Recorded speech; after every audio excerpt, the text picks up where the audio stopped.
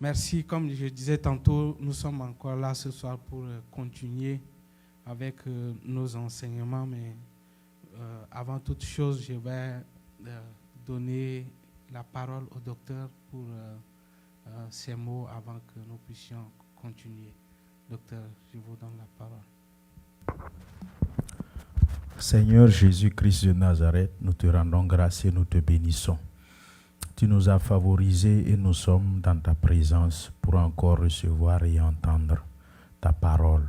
Père, merci, car dans ta nature, tu prends des hommes sans instruction, tu mets ton esprit et ils font des miracles au nom de ta parole, au nom de ton Fils Jésus-Christ. Merci encore comme tu l'as fait avec les pierres et ses apôtres. Je te demande que tu le fasses avec nous aussi.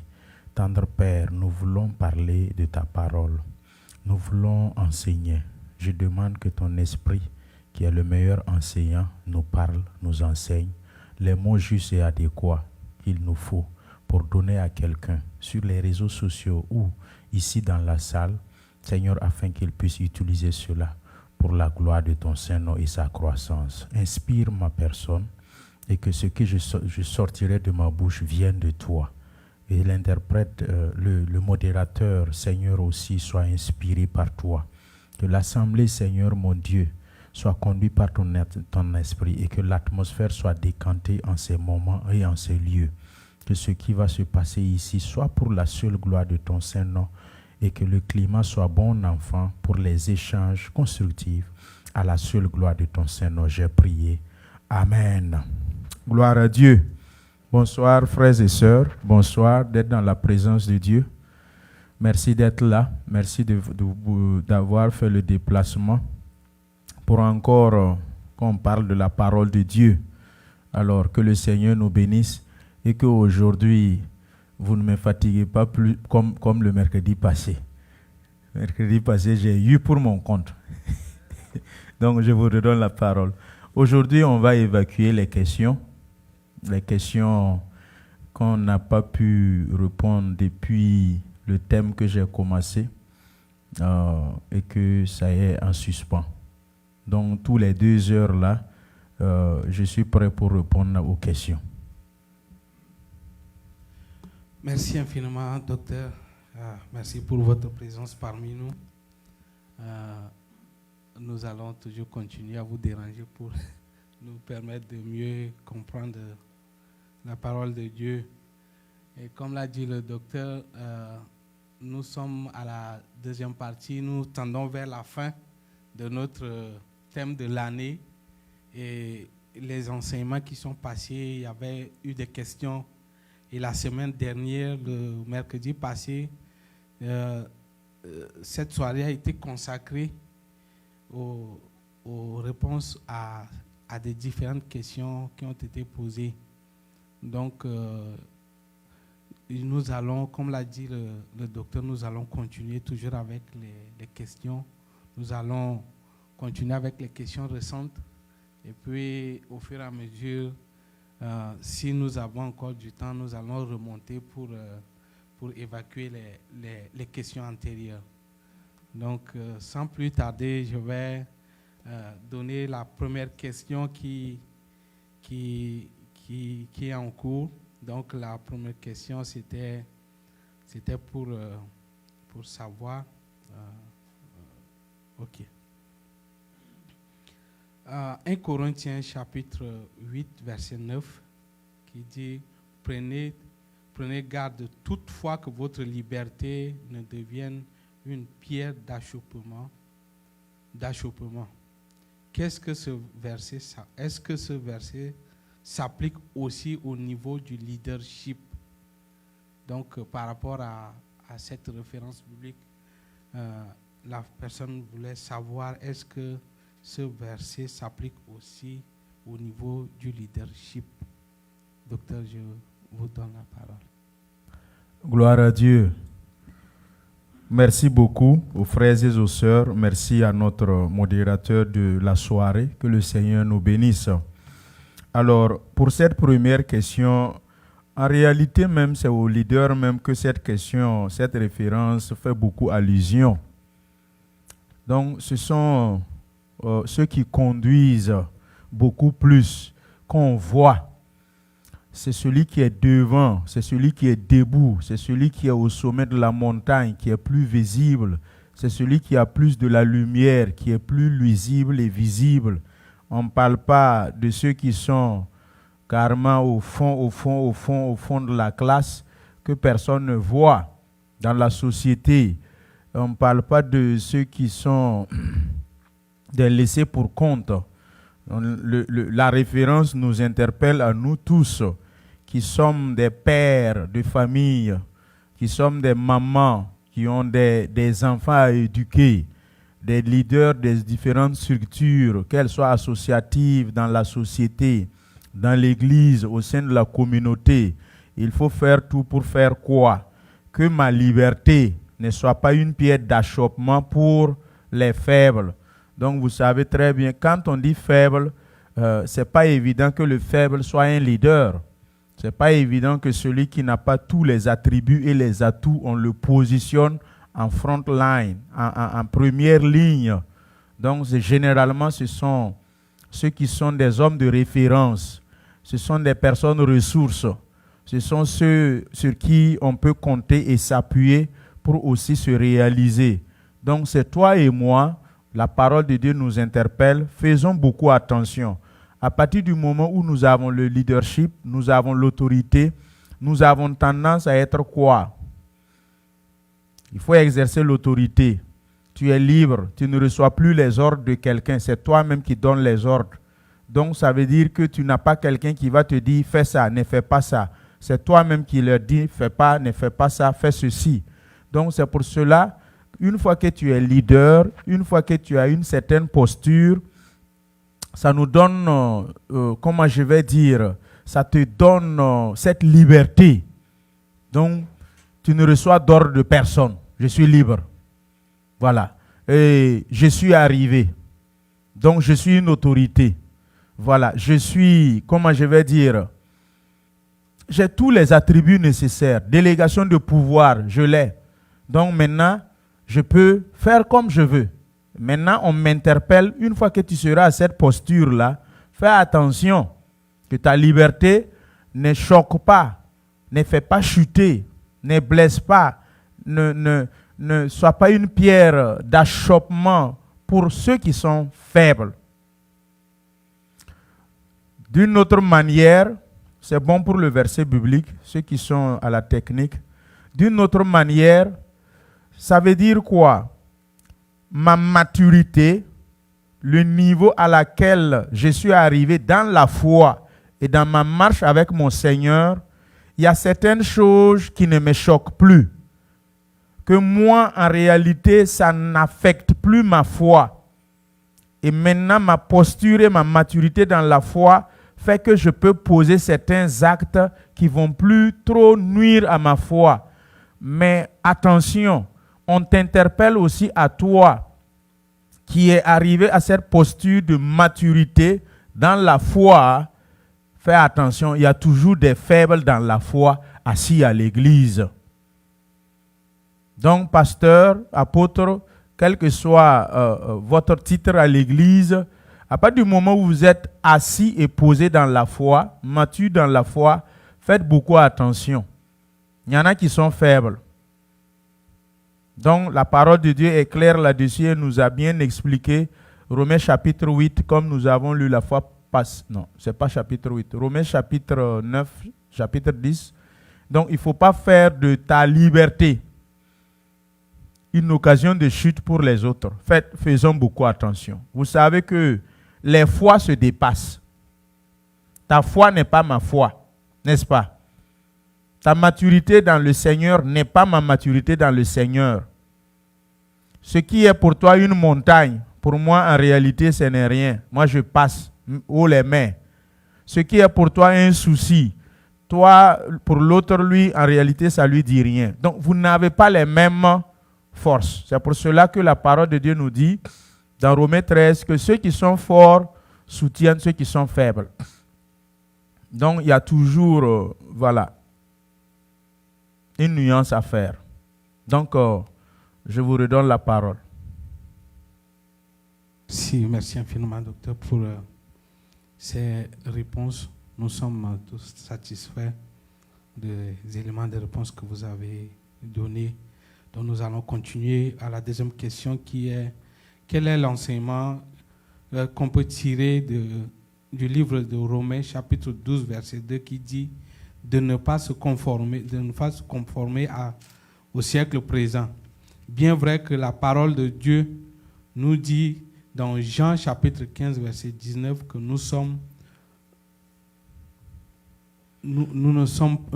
du monde, mais nous sommes du monde, mais nous n'appartenons pas à ce monde, parce que Dieu nous a choisis du milieu d'eux. Donc, l'enseignement biblique qu'on peut tirer du livre de Romains chapitre 12, verset 2. D'accord. Merci beaucoup pour cette question. J'aimerais rectifier un peu en bonne formulation. Nous ne sommes pas du monde. Nous sommes dans le monde, mais nous ne sommes pas du monde. En bonne formulation.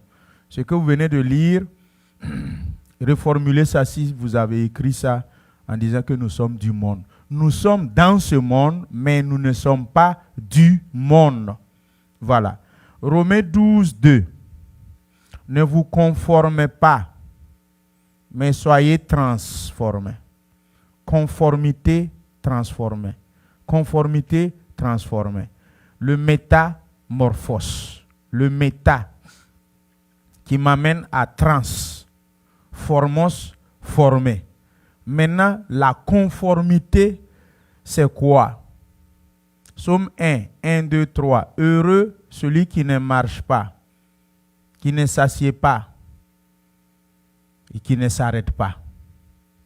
Voici les 3 étapes. Si tu violes Somme 1, 2, 3, tu te conformeras. Vous m'écoutez, vous m'entendez? Heureux l'homme qui ne marche pas en compagnie d'eux. Complétez. Des méchants. Heureux l'homme qui ne s'arrête pas en compagnie d'eux.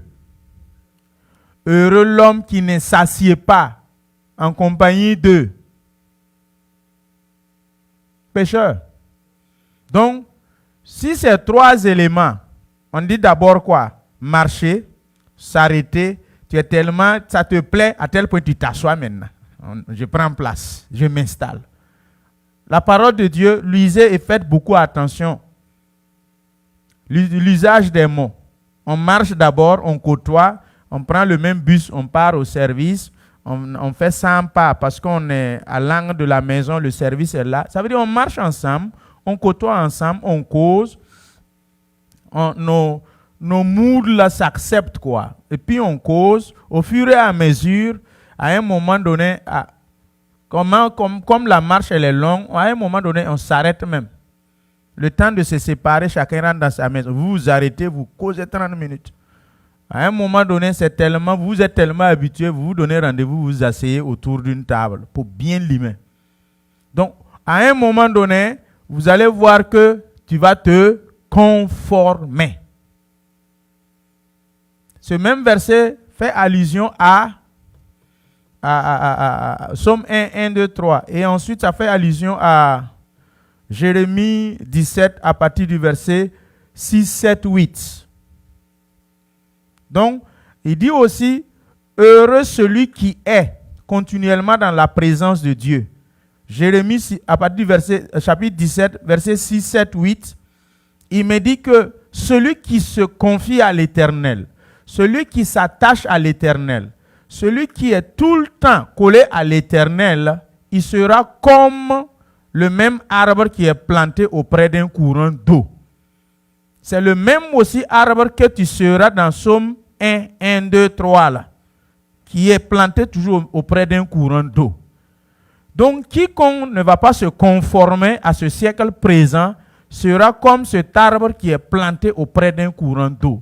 Hébreux 12, 2. Si j'ai mes yeux fixés sur Christ, le chef et le consommateur de ma foi, je n'aurai même pas le temps à marcher, ni m'arrêter, ni s'asseoir à côté des moqueurs, des pécheurs et des méchants. Donc, on me dit de ne pas me conformer. Ça m'interpelle à quoi? Vous savez que ce monde-ci est en train d'évoluer. Je ne suis pas à la page. Et puis maintenant, je fais quoi? Je veux tout faire pour être à la page. N'est-ce pas?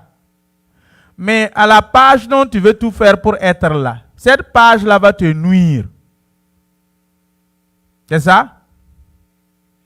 Non, pasteur, tu n'es pas à la page. Pasteur, c'est des vieux chants. Pasteur, il faut qu'on revoie nos chants là. Ça, c'est les paroles du groupe musical. Ah, pasteur, nos chansons là, il faut qu'on revoie notre album ou bien notre liste des chants là. Il nous faut des nouveaux chants. Tu vois, comme on a évolué. Je ne sais pas, les gens du groupe musical sont là. Je ne sais pas s'ils m'écoutent aussi. Faut pas me taper sur les doigts après. Vous voyez? Donc, il nous faut des nouveaux chants. C'est des vieux chants. Il y a des chansons qui ont été composées en 1886. Il y a des chansons qui ont été composées en 1889. Jusqu'à l'heure où je vous parle, quand on l'entonne, mon ami, ça prend. N'est-ce pas? Alors que vous oubliez que Dieu même, on l'appelle quoi? Hein? Des jours. L'ancien des jours. Dieu lui-même, on l'appelle l'ancien des jours. Mais on ne l'appelle pas vieux. Hein? Vieux est différent de ancien. Dieu s'appelle l'ancien des jours. Et le rocher des âges. C'est ça? Voilà. Maintenant, nous, on veut être à la page. On veut se conformer. Façon dont, tu vois, eux là, ils chantent et puis à un moment donné, ils font comme ça. Il faut que nous aussi, on chante et puis on fait comme ça. Quand eux, ils ont chanté et puis ils ont fait comme ça, le Saint-Esprit s'est manifesté.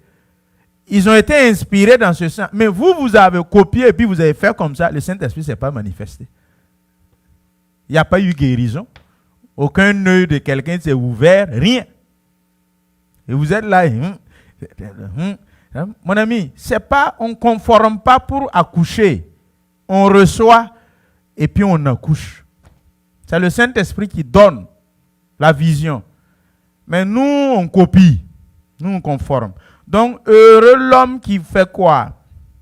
Non, pas heureux. Ne vous conformez pas au siècle présent. Le siècle présent, c'est qui et c'est quoi?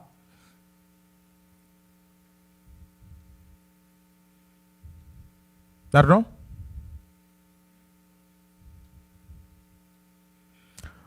Quand on dit le siècle présent, là, c'est quoi? Ne vous conformez pas au siècle présent.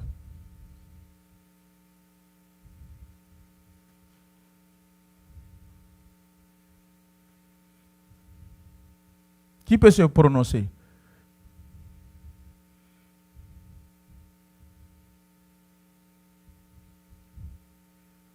Siècle présent, là, c'est quoi? Selon la parole de Dieu, ne vous conformez pas au siècle présent, là. Ça veut dire quoi? Oui, allez-y, madame. Pour moi, c'est les modes. Les modes. Yeah, les changements. L'évolution, en quelque sorte. Les modes, les nouvelles choses qui ne sont pas, bibliques. Suivant. Mon ami, c'est toi qui as posé la question, non? Il ne faut pas donner le micro là. Parle.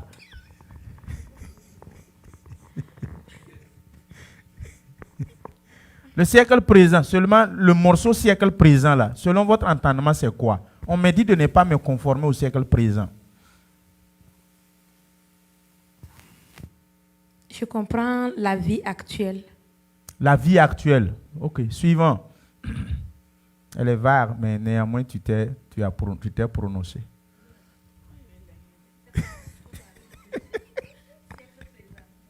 Ok. Alors, écoutez-moi bien. Vous voyez que quand on dit le siècle présent, c'est quoi? C'est l'accrudescence du mal. Vous voyez, vous comprenez? L'accrudescence du mal, ne vous conformez pas. Mais au cas où il y a une accrudescence du bien, conformez-vous au bien. Donc, dans ce siècle présent, d'une part, vous verrez l'accrudescence du bien. Mon ami, épousez le bien. Faites le bien. C'est dans Genèse chapitre 4. Oui, Genèse chapitre 4. Caïn, il a assassiné son petit frère là. Le Seigneur lui dit quoi? Caïn, fais attention. Le mal est couché juste à ta porte. Le mal est en train de t'engloutir. Mais fais tout pour surmonter le mal. Il faut vaincre le mal par le bien. Donc, au temps même de Caïn, on pouvait déjà donner ce verset à Caïn. Ça n'a rien à voir avec nous sommes au 19e siècle, nous sommes au 20e siècle, nous sommes au 21e siècle. Cette référence biblique-là, la Bible a été écrite quand? Donc, vous pensez que non, comme nous sommes en l'an 2025, ne vous conformez pas aux choses de l'an 2025, c'est ça, hein? Cette Bible a été écrite quand? Répondez-moi. Jésus même, il est parti là, ça fait quand? 2000 ans déjà. 2000 ans, ton grand-père même était né. Ah. Donc on me dit, ne vous conformez pas au siècle présent. Mon ami dit, c'est le mode. Non, la mode. C'est ça, hein?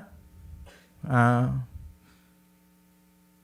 Autant ancien là, les cheveux là c'est beaucoup comme ça, pantalon là c'est évasé. Vous pensez que c'est ça que le Seigneur, le tout grand Seigneur va s'asseoir, vous écrire pour vous dire que si les gens portent quoi, collant moulant ou bien jupe évasée, de ne pas vous conformer. Le Seigneur n'a pas le temps pour ces choses là.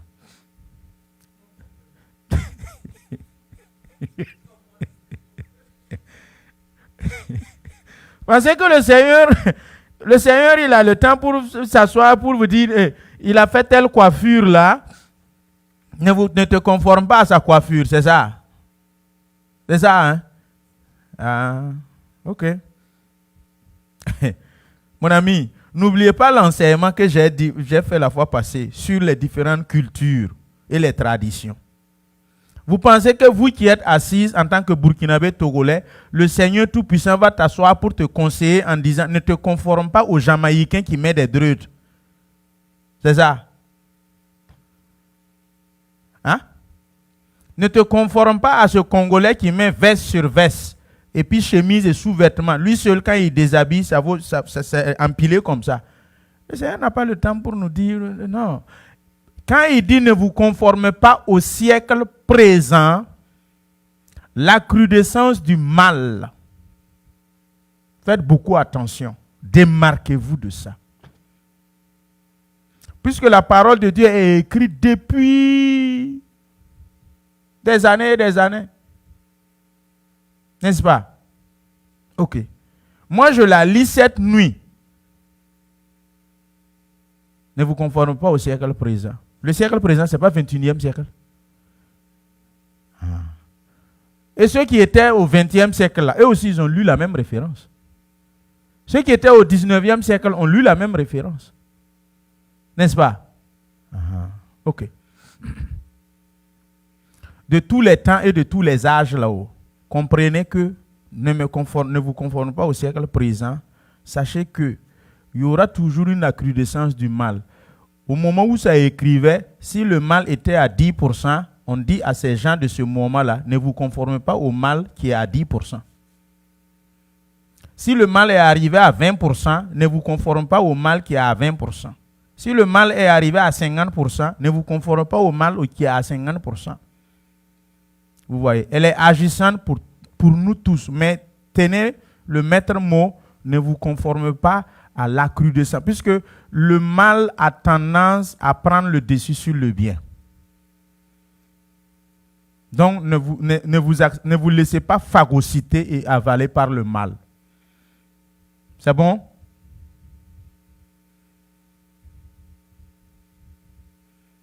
Je vous remets la parole. Merci infiniment, docteur. Nous allons toujours continuer avec la suite des questions. Maintenant, nous sommes dans le livre de Éphésiens, chapitre 5, verset 16, qui dit « Rachetez le monde car les jours sont... » Racheter quoi? Racheter le temps car les jours sont mauvais. Alors, la question c'était de savoir comment faire pour racheter le temps. Comment faire?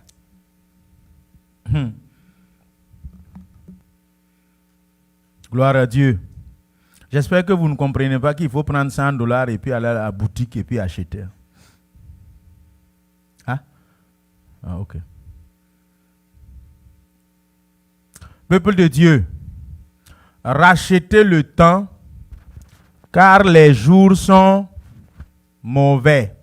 Ça parle d'une question de rationalisation, la technique. Ça parle d'une question de rationalisation. Vivre d'une manière rationnelle sur le plan spirituel. Cherchez premièrement le royaume de Dieu. Cherchez à faire la volonté de Dieu. Rachetez le temps, car les jours sont mauvais. Prépare-toi à la rencontre de ton Dieu. C'est Amos 4, 12. Prépare-toi à la rencontre de ton Dieu. Tu rachètes le temps. Tu cherches premièrement le royaume de Dieu. Tu rachètes le temps. Tu vis rationnellement, te vouant et te dévouant à la cause spirituelle, cherchant la volonté de Dieu. Tu rachètes le temps. Tu maximises. Tu prépares à la vie éternelle. Tu te prépares à la vie éternelle. Tu rachètes le temps. Car les jours sont mauvais. Ecclésiaste 3 nous a bien expliqué, les jours sont mauvais. Jeune homme, réjouis-toi de ta jeunesse. Fais la bamboulade, fais la belle vie. Mais sache qu'il viendra des mauvais jours où les deux battants de la maison vont se rabattre sur toi. Où la visibilité va devenir floue. Mais sache qu'un jour, on va t'appeler dans les mauvais jours là, au jugement. Tu vas répondre de tes actes et de tes faits. Car les jours sont mauvais. Peuple de Dieu, c'est un verset très évocateur. Tenez compte de ce verset. Rachetez le temps. Certains d'entre nous sont à la moitié. Ils ont consommé la moitié de la vie. Si tu devrais partir à 90 ans et tu as 45 ans, tu es à la moitié. Si tu devrais partir à 80 ans et tu as 40 ans, tu as consommé la moitié. Et quand tu regardes derrière toi, quelle a été ta vie? Quelle a été ta marche avec le Seigneur? C'est pour cela qu'un homme normal, un chrétien normal, à partir de la cinquantaine en allant, mon ami, il n'y a plus quelqu'un qui fait du bien plus que lui là sur la terre, à moins que tu n'as pas compris le christianisme. Quelqu'un qui est à la porte de sortie et puis il vit mal toujours, il y a quelque chose qui ne fonctionne pas ici. Là, tu as eu la grâce, hein? Tu as fait ton opulence, la bamboulade à 20 ans, 30 ans, 40 ans, 50 ans là. Mon ami, il faut t'arrêter, range-toi. Parce que ça ne reste pas beaucoup. 60 ans, mon ami, rachète le temps, range-toi. Il faut racheter à 60 ans, rachète le temps. Mais comme personne ne sait le jour, ni l'heure, ni le jour, ni le temps, même à 20 ans, rachète le temps. Même à 30 ans, rachète le temps. Mais ceux qui sont à 65, 70 là, eux, ils sont graciés. Si eux, ils se mettent à racheter le temps, ils sont plus avantagés parce qu'ils ont déjà bouffé 70 ans. Toi, un homme de 70 ans qui bagarre toujours, c'est lui qui est dans les faux trucs, c'est pas la peine. C'est pas la peine. À la porte de sortie, et puis c'est toi qui es toujours dans les faux trucs. Dans tout ce qui est escroquerie, tout ce qui est fraude, détournement, les sales choses, c'est lui qui est calé dedans. Et les yeux rouges, ça veut dire qu'il ne voit même plus bien. C'est des lunettes qu'il porte. Il est pratiquement à la porte de sortie. Il ne sait toujours pas racheter le temps. À tout moment, il peut partir. À 80 ans, c'est lui qui est toujours, il court derrière les petites filles là. À 80 ans, c'est lui qui est toujours dans les sales choses. Ça n'a pas de sens. C'est le moment où vraiment, quand même si Dieu t'a gracié, tu as 80 ans, mon ami, commence à racheter le temps. Range ta vie. Prépare-toi à la rencontre de ton Dieu. Ressaisis-toi, marche dans la vérité, cherche la volonté de Dieu, maximise tout. Parce qu'à tout moment, tu vas aller auprès de ton Seigneur pour rendre compte. Bon, ça ne veut pas dire nous, on est jeunes assis là, nous, on ne doit pas racheter le temps. Parce qu'au cimetière, là, il y a tombe de 2 mois là-bas. Au cimetière, là, il y a tombe de 1 semaine là-bas. C'est net. Il faut dire même tombe de 2 heures. Elle est née nette. Elle a fait 2 heures, elle est repartie. On a enterré. Tombe de 2 heures sur terre. Donc, ça n'a rien à voir avec l'âge de 70 ou de 40 ou de 50. À tout moment, rachetez le temps. Que le Seigneur vous bénisse. Ramenez-moi sur mon enseignement. Toutes les 3 questions que vous m'avez posées, ce n'est pas sur mon enseignement, sur la culture et les traditions qui sont à l'église. Oh, ok, c'est noté, docteur. Nous allons vous donner la parole pour que vous reveniez un peu sur la question de la dot. La dot? Oui. Ok. Parce que ces questions reviennent et vous allez revenir dessus pour éclairer. D'accord. C'est Exode 22, 18, 19, non? Exode 22, 18, 19. Je vais voir.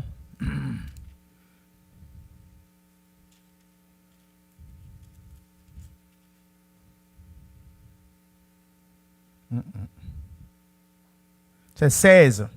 Si un homme séduit une vierge qui n'est point... Exode 22, 16. Si un homme séduit une vierge qui n'est point fiancée et qu'il couche avec elle, il paiera sa dot et la prendra pour femme. Genèse 64. Genèse 64, lisez à partir du verset 7, 8, 9 en allant. Là où Éléazar a pris les éléments de la dot pour aller donner à Rebecca. Là. Lisez là-bas. Genèse 64. Pardon? Genèse, j'ai dit Genèse quoi? Genèse 24. C'est pas 64, pardon. Genèse 24. Genèse 24, ça finit jusqu'à 67. Le verset, ça finit jusqu'à 67 versets, le Genèse 24. Ok. Est-ce qu'il y a Genèse 64 même? Il n'y a pas de Genèse 64. Vous aussi, moi j'ai dit Genèse 64, vous êtes assis. Ok. C'est à partir du verset 10. Donc, les Écritures, là, ce n'est pas évident que tu pourras lire. C'est blanc comme ça, là. Genèse 24 à partir du verset 10. Bon, je vais lire. Le serviteur prit 10 chameaux. Vous pouvez compter. Hein? 10 chameaux. Parmi les chameaux de son seigneur, il partit ayant à sa disposition tous les biens de son maître. Là-bas, on n'a même pas cité tous les biens. Le maître a quoi? L'or, l'argent. Le serviteur a pris. Ensuite, il se leva et alla en Mésopotamie, à la ville de Nachor. Ok. Il fit reposer les chameaux sur leurs genoux hors de la ville. Bon, je vais sauter rapidement où il a payé la dot là.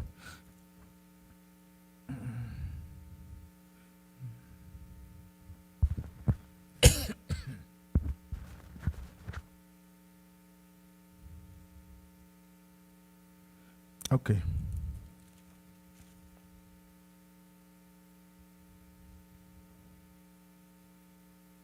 Verset 53.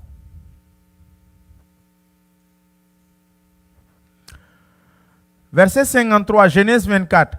Et le serviteur sortit des objets d'argent, des objets d'or, des vêtements qu'il donna à Rebecca. Il fit aussi de riches présents à son frère et à sa mère. Voilà. D'autres là est payé. Puis partir avec la go là maintenant. Ok. la dot. Quelle est la question véritable? Je dois revenir sur la dot là. Y a-t-il une question, y a-t-il une ligne de défense que je dois suivre? Dirigez-moi un peu. Sinon, si vous dites la dot comme ça, là, c'est vague. Quelle a été la question? Ou bien vous ne vous rappelez pas? Je sais que ça, là, c'était ma femme c'est elle qui m'a fatigué mercredi passé, là. À moins, comme je suis ton mari, au lieu d'aller doucement avec moi, c'est elle qui me fatigue même plus que tout le monde. M'a traumatisé mercredi passé. Je rentre ici, elle sort ici. Je rentre ici, elle rentre ici. Oui, allez-y. Tu voulais parler? La maman. Oui. C'est sur les coutumes, mais la question sur les dots, là, y a-t-il une question qui est sortie? Oui, la maman veut parler. Vous avez le micro, fatiguez le docteur.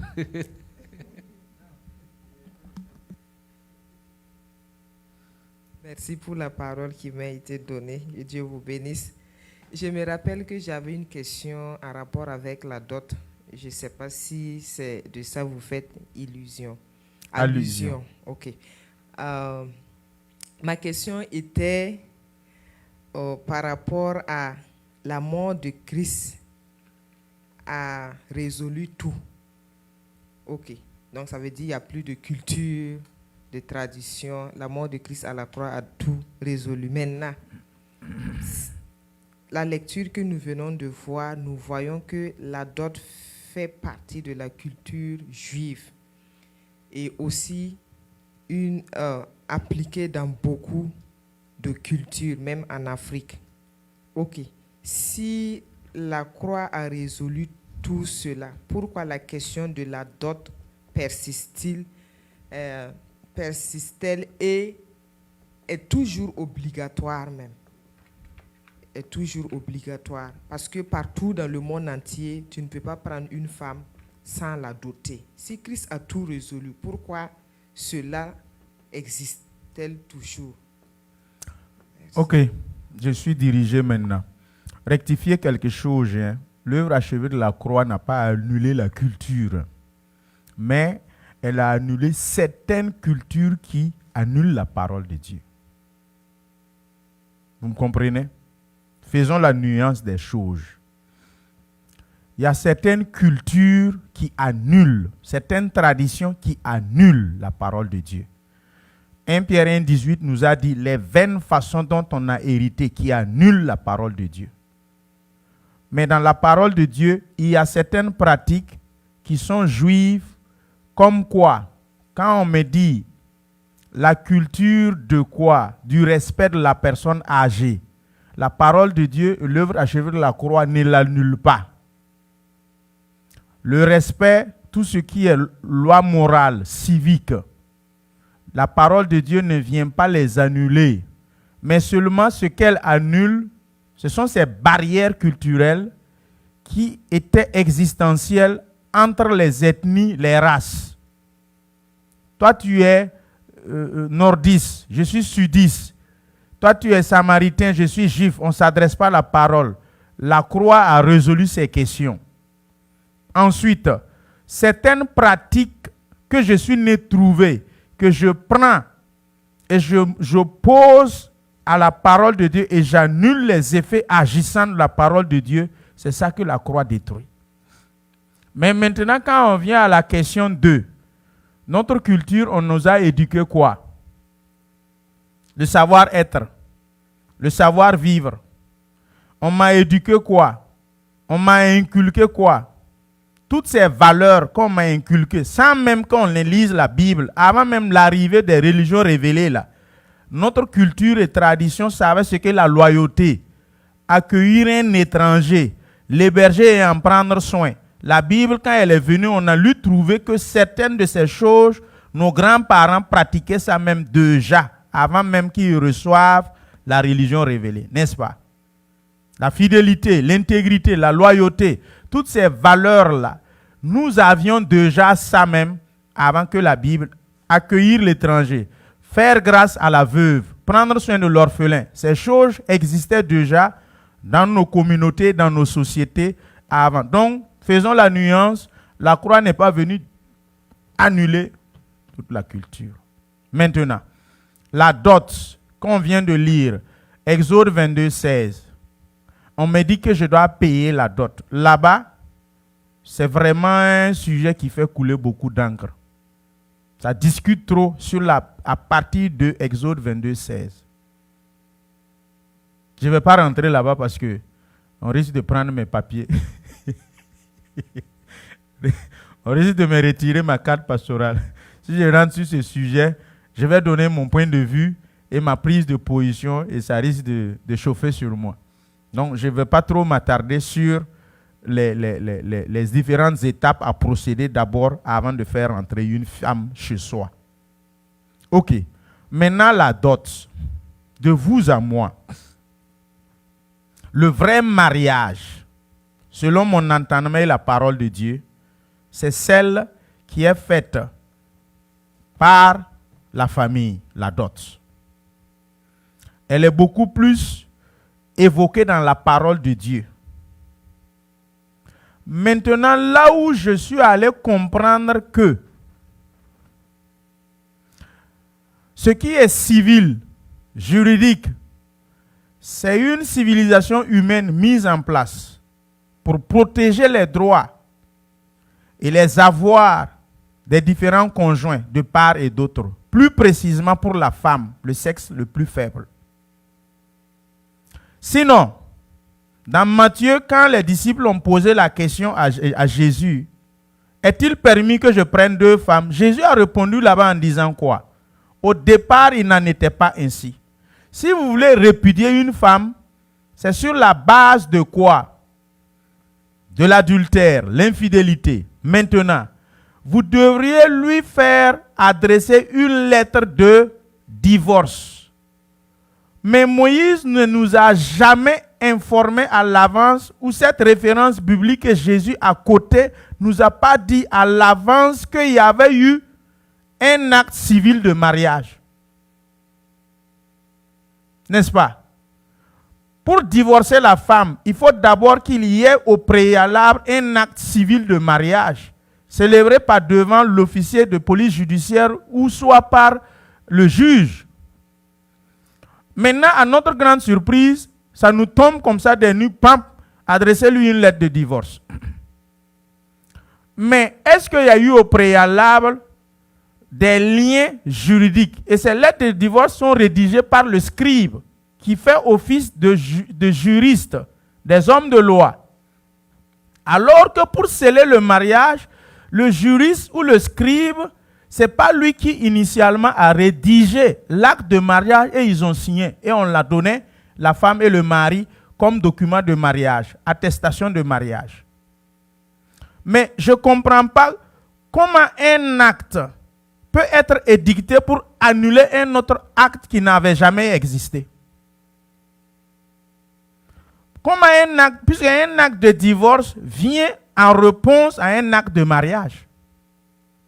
Donc, où est le certificat de mariage? Il n'y en a même pas. C'est la dot. La dot a été faite par les 2 familles. Donc, le mariage réellement reconnu, c'était celle de la dot. Et au fur et à mesure que nous avançons et à la civilisation qui vient s'introduire, on fait quoi? Le blanc, en nous amenant la parole, a introduit le cérémonial juridique pour couvrir la femme et couvrir, bon, si je dis couvrir l'homme, c'est trop dire parce que, voilà, la femme et les enfants. N'est-ce pas? Maintenant, de plus en plus, avant que il y a des transcriptions sur nos registres de mariage, c'était des dots. Et une fois que vous finissez de faire la dot, autant des cercles, là, des quitus, des rabots et des atus, là, c'était un registre où on faisait une transcription. Dès que vous faites la dot, on l'appelle mariage coutumier. Et vous partez devant le responsable du cercle de plus en plus a évolué à permanence, et après permanence a évolué à quoi département. Et de plus en plus a évolué à préfecture. Donc, au fur et à mesure qu'on évolue, on les a affectés aux différentes mairies. Mais au départ, il n'en était pas ainsi.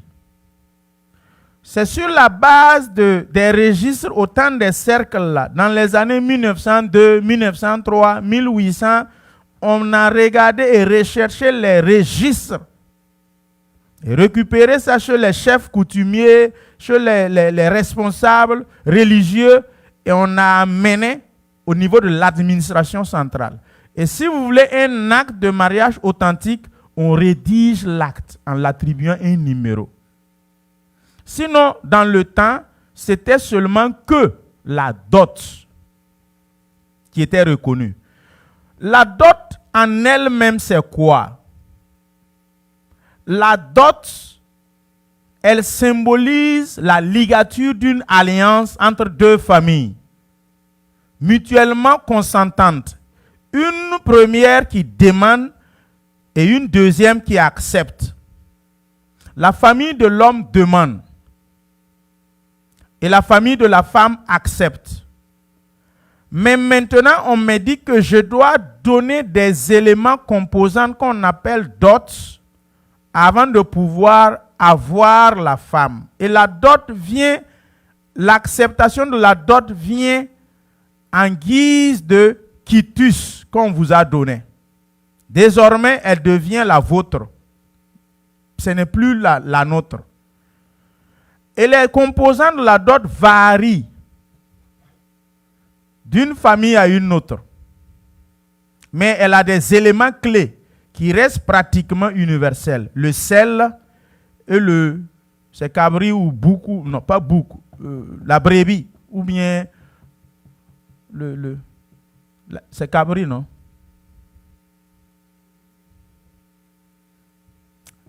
Oui, il y a des éléments centraux. Chez vous, il y a cola, il n'y a pas sel.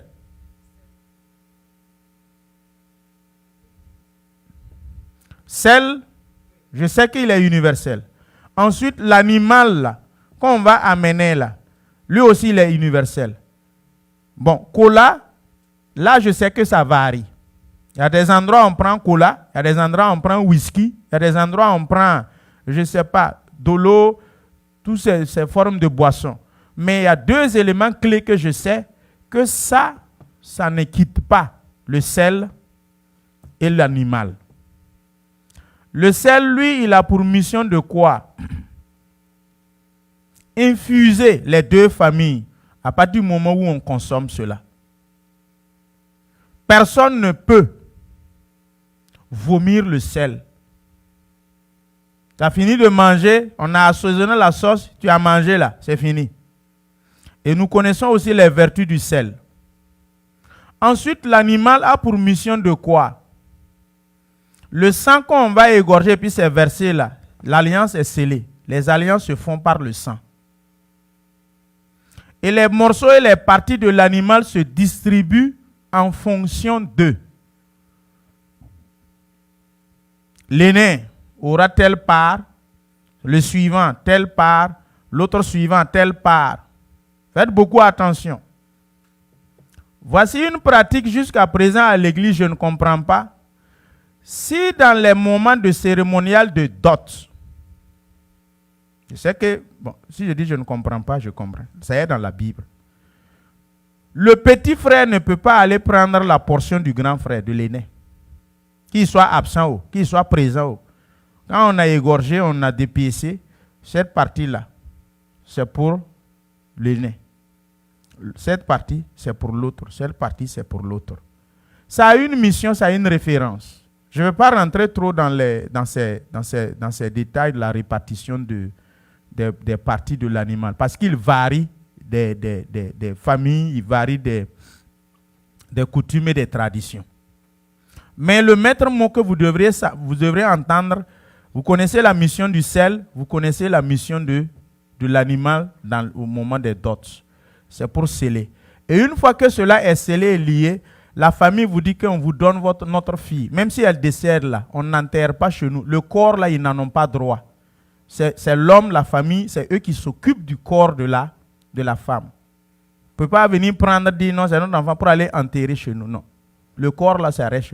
Donc la dot vient, en réalité, c'est là, ça même le vrai mariage. Et dans ça là, il n'y a pas un acte juridique qui peut venir annuler ça. Ce n'est pas possible. Un maire ou un juge ne peut pas s'asseoir dans son bureau climatisé, prendre un papier feuille blanche, faire écrire dessus, dire qu'on vous a divorcé, après que le sel a été bouffé et le sang a été coulé. Mon ami, un acte juridique ne peut pas annuler des effets spirituels. C'est pour cela qu'on ne dote pas une fille 2 fois. Donc ça là, c'est très puissant. Est-ce que avec l'œuvre achevée de la croix, c'est annulé? Non. Elle n'est pas annulée, elle existe toujours. Mais maintenant, là où nous les chrétiens évangéliques n'épousent pas, c'est souvent ce qu'on nous demande de fournir. Il y a des demandes, souvent ça prête à des pratiques vraiment, je ne veux pas dire mystiques, mais bizarres. On vous demande d'amener certaines choses que, bon, la dot, on te dit qu'il faut amener un chien jaune. Bon. Bon, c'est pour vous déranger un peu, quoi. C'est pour faire quoi? Voilà, simple terre à terre, simplifier les choses. Et puis on avance. Bon, j'avais regardé, j'avais dit en son temps qu'au Togo c'était codifié. Non, le Togo c'est pas codifié. Quand j'ai regardé, c'est la Côte d'Ivoire. Le Burkina est codifié, la Côte d'Ivoire est codifiée. Pour éviter l'extrapolation, il y en a qui en font un fonds de commerce. Le monsieur, il a accouché 6 enfants, 6 filles. Quand vous le voyez au cabaret, il frotte les mains. Ah, je suis riche, hein. J'attends qu'on vienne me doter. Chaque fille, là, mon ami, c'est sa patrimoine qui se déplace comme ça.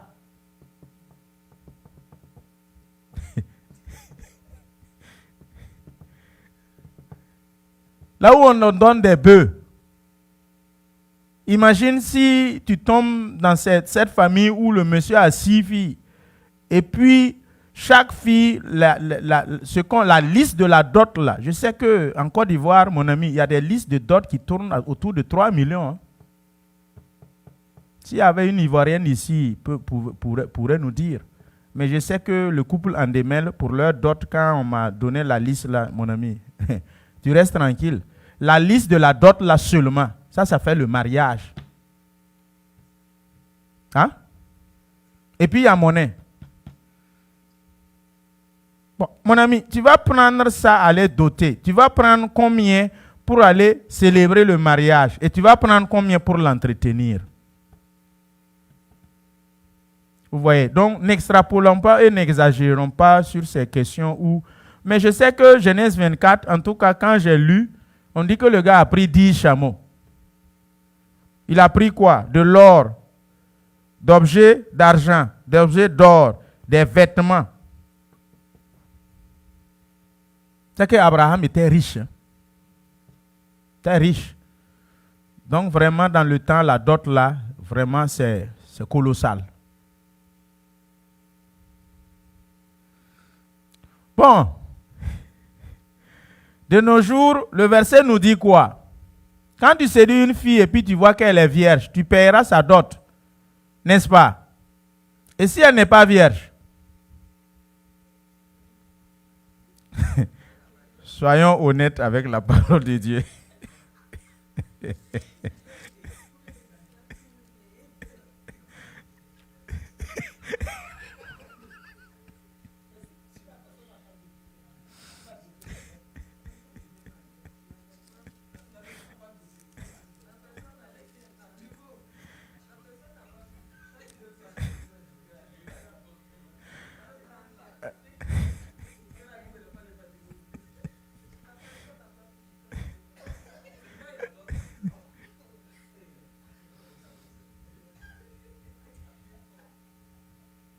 Suivons bien la référence biblique.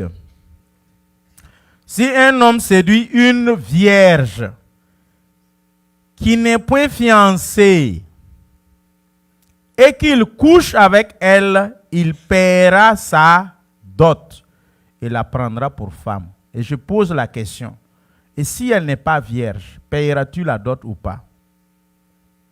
Selon le verset biblique.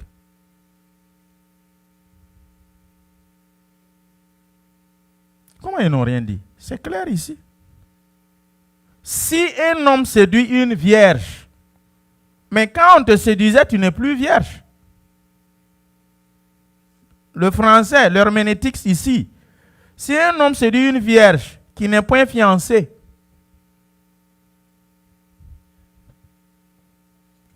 Docteur, moi, j'ai compris par rapport à ce que vous avez lu, la dot est conditionnelle. C'est quand la fille est vierge qu'elle mérite la dot, mais pas le cas contraire. est-ce que selon moi, on paye dot? En principe, si on veut se baser sur ce verset biblique-là. Bon, on n'a qu'à changer de question. on a qu'à... Question suivante. Sinon, je sais que ça va chauffer ici.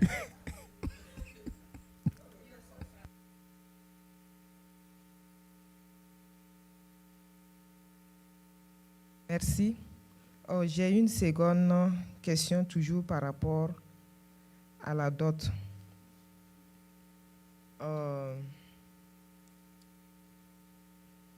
Le docteur vient de nous expliquer tout à l'heure l'importance spirituelle, la portée spirituelle de la dot. Ça veut dire en réalité le mariage, c'est la dot. Ok.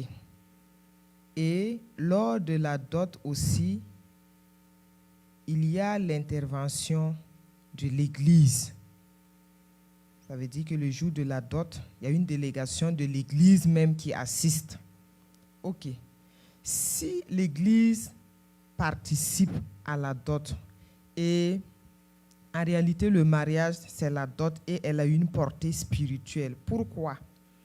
Je ne sais pas si je parle des assemblées de Dieu parce que c'est l'Église évangélique ne reconnaît pas la dot en tant que telle. Ça veut dire que quand la femme a été dotée et que le monsieur et puis la femme vivent ensemble, on appelle ça un concubinage.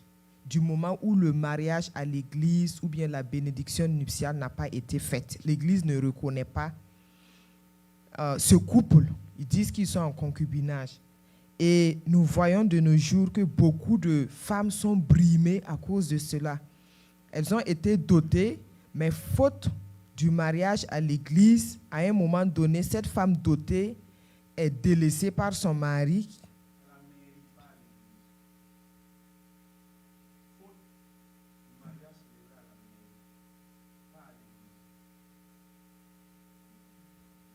Je parle de l'église.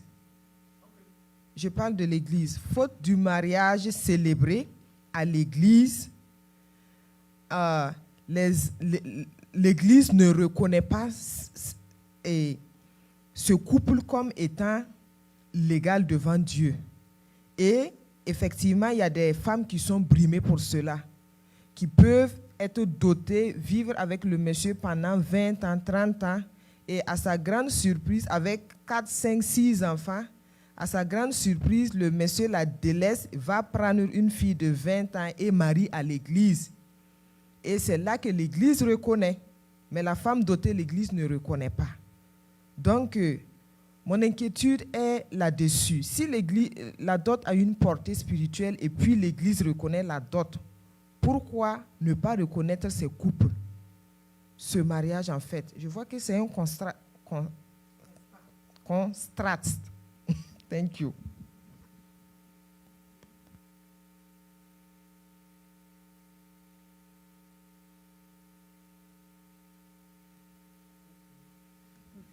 Merci.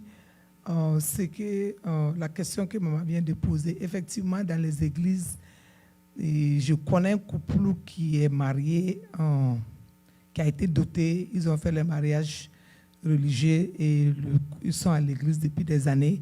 Et le monsieur refuse de faire pour l'église, mais ils ont fait même la mairie, tout. Le monsieur a refusé catégoriquement de faire celui de l'église et à cause de ça, cette dame a eu un ministère et n'arrive pas à faire. Le pasteur de l'église ne veut pas la permettre de faire parce qu'elle dit qu'elle n'est pas mariée à l'église. Donc c'est ce que, quand maman parlait, c'est revenu dans ma tête. Donc je voulais ajouter cela.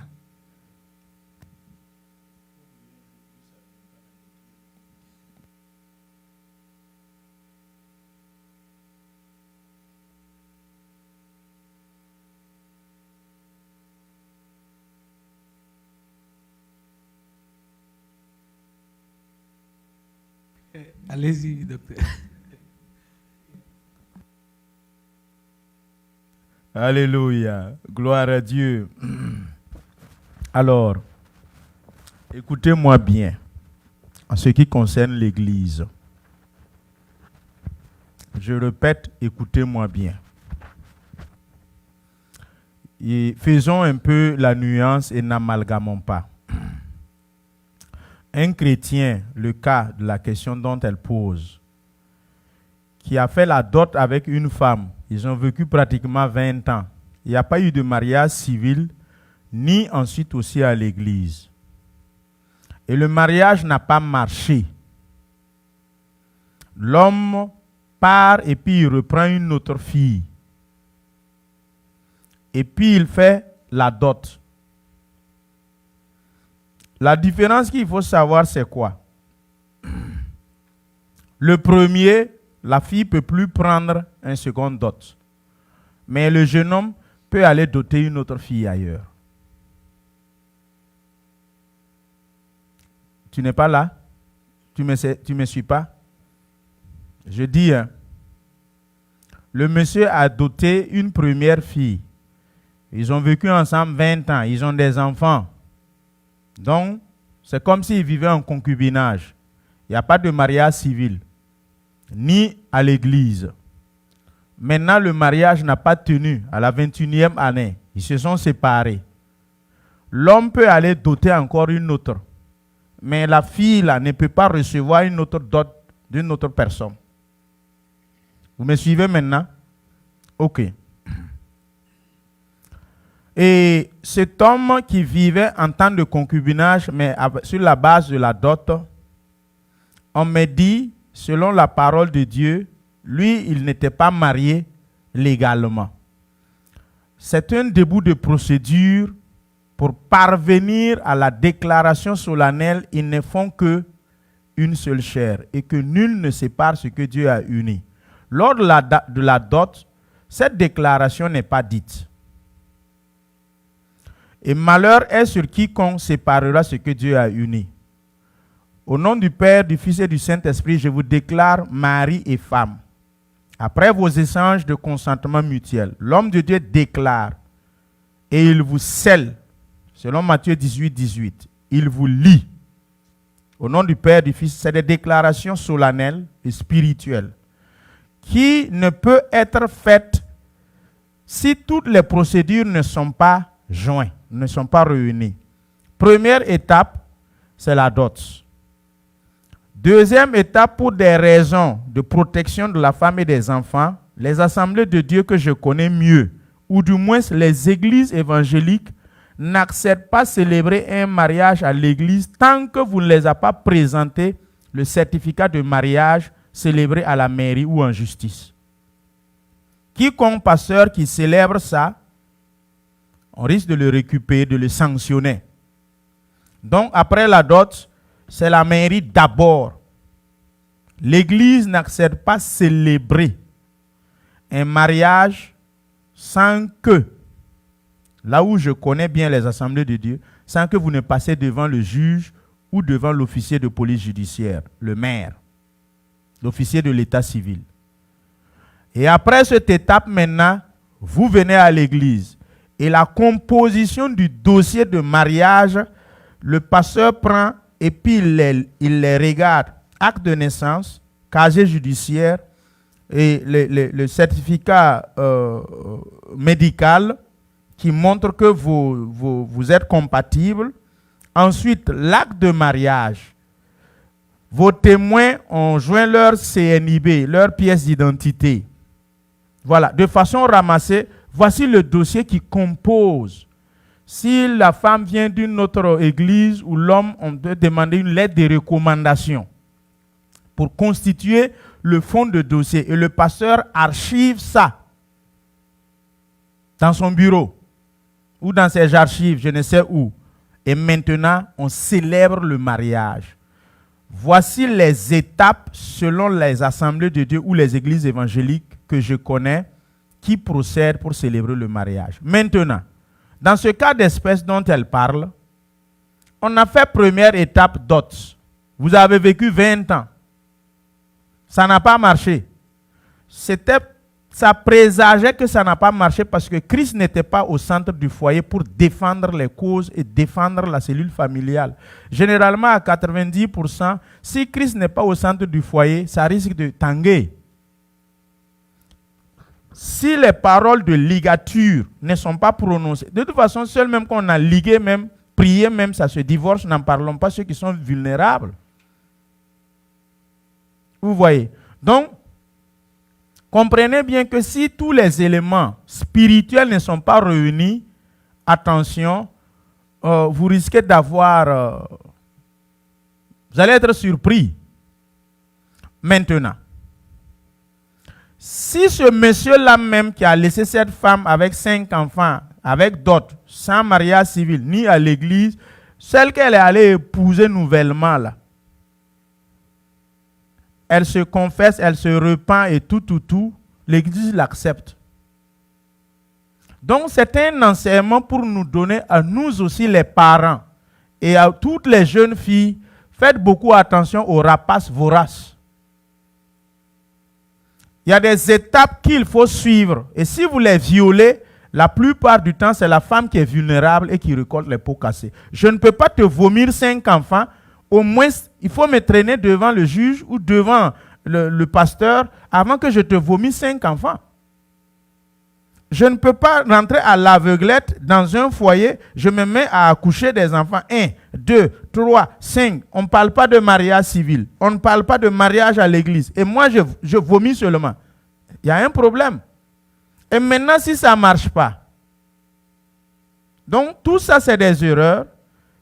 Des autres que nous qui ne sommes pas encore tombés dans ces erreurs, quand nous voyons, nous utilisons pour nous former, pour nous corriger et échapper là où eux ils sont tombés. Donc c'est des faits qui arrivent. C'est des faits qui existent. Effectivement, le cas dont elle parle, l'autre veut faire le ministère, le mariage est absent. Mais pendant ce temps, tu as des enfants. Tu vis avec un monsieur. C'est un contraste. Ça n'a pas de sens. Donc, il faut régulariser le mariage avant de parler, de faire l'école biblique.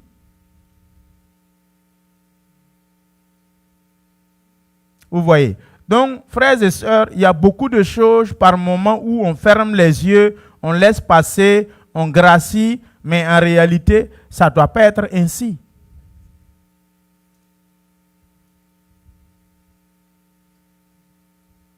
Oui, je suis au sérieux. Parce que l'église que vous voyez comme ça, là, elle tient beaucoup à son credo. Hein.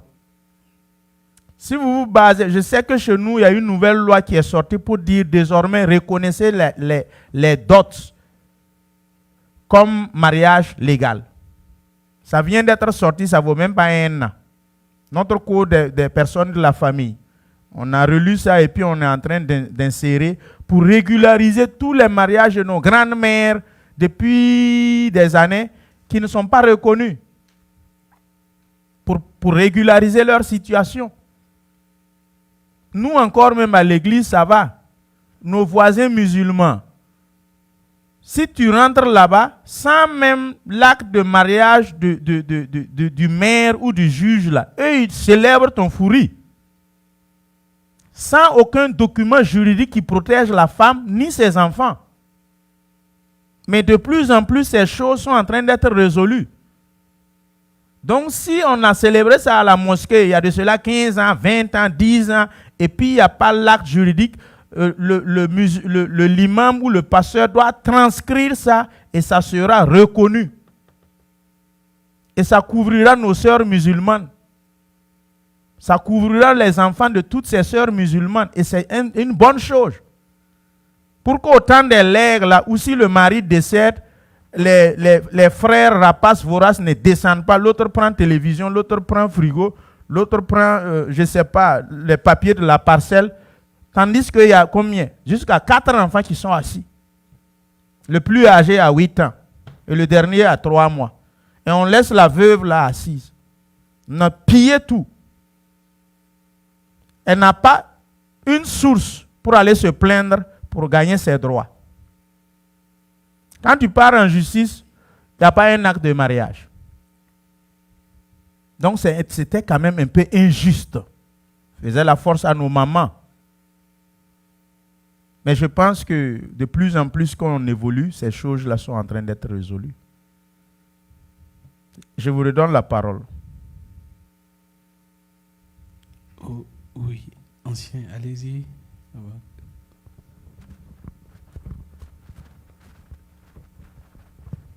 Ok, sœur Bénédicte. Ok. Merci beaucoup, docteur, pour cette réponse. Cela m'amène à poser une autre question sur toujours le même thème. Quand nous voyons ce que vous dites, c'est par exemple en Afrique où ils ont commencé à régulariser pour que ceux qui vivent sans le mariage mais qui ont fait les dots, qu'on puisse reconnaître ça comme un mariage.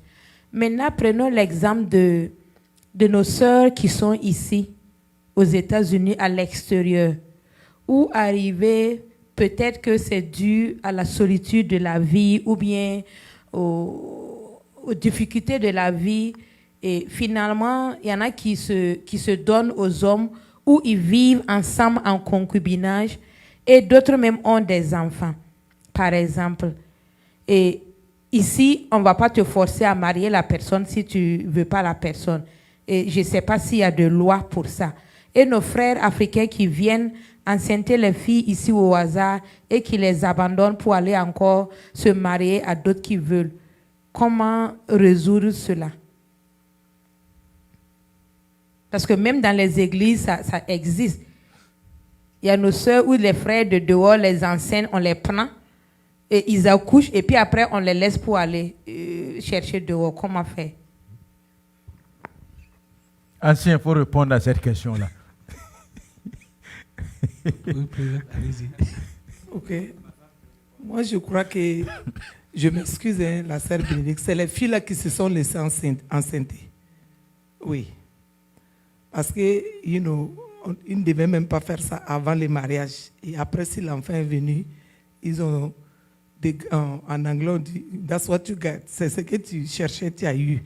Mais maintenant, l'autre côté, je sais que l'enfant, quand l'enfant vient et que le monsieur refuse de s'occuper, maintenant, il y a les child support pour ça. Aux États-Unis, c'est les child support qui s'occupent de ça. Donc, c'est ce que je voulais dire. Donc, je m'arrête ici.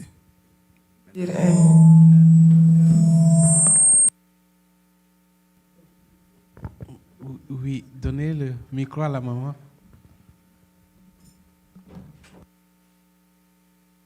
Je veux simplement dire par rapport à ce que Tata Bénédicte vient de dire. On a dit qu'il y a un début. Même si c'est au pays, si vous vivez ensemble là, on a dit que ce sont ceux qui ont été dotés. Ça veut dire qu'il y a quand même un début. Les familles sont quand même au courant. En fait, ce sont eux qu'on va... Je ne sais pas, oui. Maintenant, si tu vis avec le monsieur comme ça, bon, ça je pense que ça c'est une autre situation. Ou bien, eux aussi font partie. Bien, je n'ai pas bien compris. Parce que je pense qu'ils ont dit que ceux qui ont été dotés, parce que la dot n'était pas prise comme un mariage. Mais maintenant, ceux qui n'ont rien fait là, est-ce qu'il y a quelque chose pour eux à faire? Merci.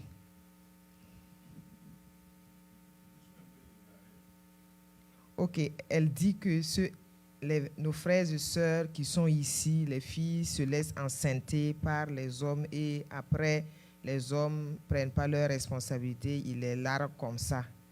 Quelle est la solution à faire? Maintenant, moi, c'est bien vrai qu'au pays là-bas, il y a une loi qui est sortie, mais est-ce que la loi ne parle pas de ceux qui ont déjà un début de procédure? Ça veut dire qu'il y a quand même la dot.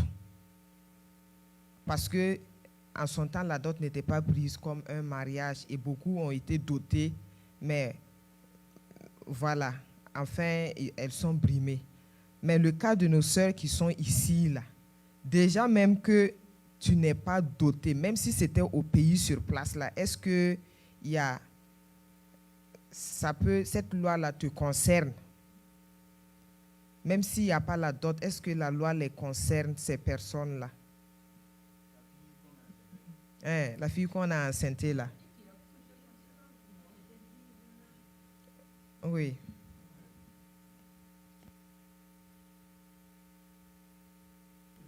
Oui, ancien, allez-y.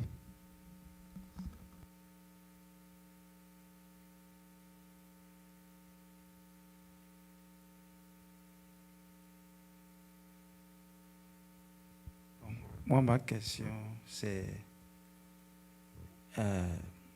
à propos de l'écriture que vous avez lue dans quelque temps, qui disait que si un jeune homme, par exemple, tu découvres une femme, tu l'as fiancée, et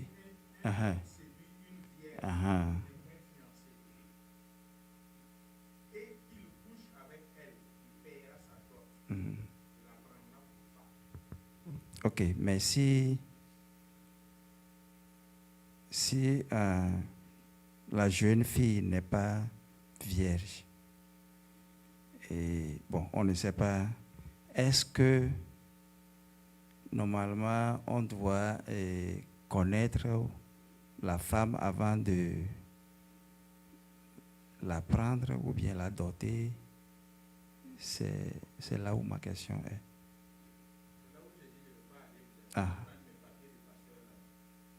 Oh.